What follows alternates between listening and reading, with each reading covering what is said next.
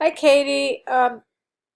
So you actually didn't turn in the um, animation files, so I can't look at those. And I wanted to show you that this link is broken. Doesn't work.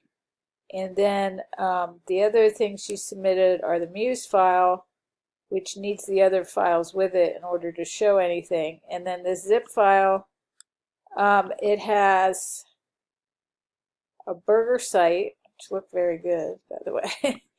And then this one does show some of an animation, but it's not what I have seen in class. It looks different and it doesn't seem to work very well.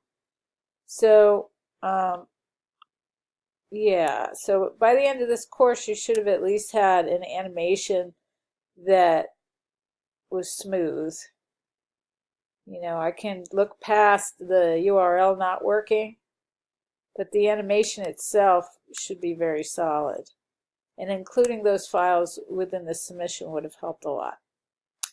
All right, good luck with your next class. I hope it's easier for you. Bye-bye.